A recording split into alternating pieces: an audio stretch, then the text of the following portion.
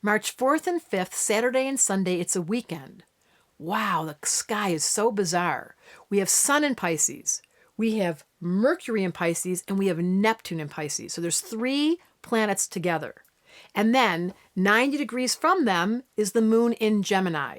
So let's talk about 3 planets in Pisces with Mercury on Neptune. Let's talk about Neptune. Neptune was found at the turn of the century, and it represents dreams. Like, right, we found this planet when they first discovered cameras like this. Like, you could listen to me and pretend that I'm in your living room. You believe Debra Silverman's one of your friends because I sneak into the lens. It's like if I say Dorothy and the Tin Man, you conjure up the story. You've never met Dorothy and the Tin Man. It's your imagination. Neptune rules the imagination. It rules other worlds. Like, in our other world, we're probably really close friends. People always write me and say, I think I know you. I'm like, that's Neptune. So Neptune and Mercury is your thoughts. They're standing together. Your thought process, the planet of dreams, and the sun are all in Pisces, which would make a poet or a filmmaker or a dreamer who knew how to design clothes or knew how to create decorations. But because the moon's in Pisces squaring it, in Gemini, Pisces love to get confused. Because the moon's in Gemini, Gemini and Pisces don't get along.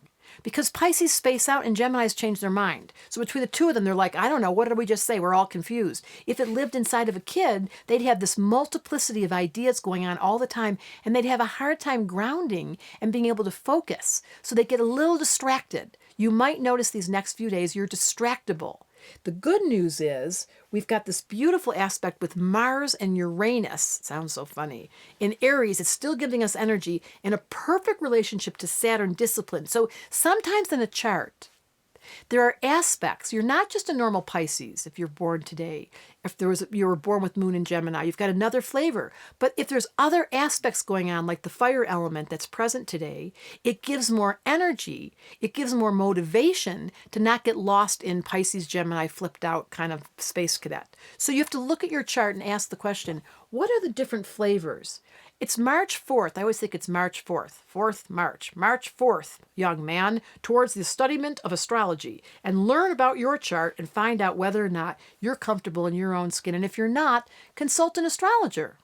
Astrology Answers asked Debra Silverman to come and tell you that in these few days, while it's spacey, while it's dreamy, write some poetry, write a love letter, get yourself journaling. There's such good energy in the sky right now for dreams, articulation, verbalizing, spacing out, and getting energized.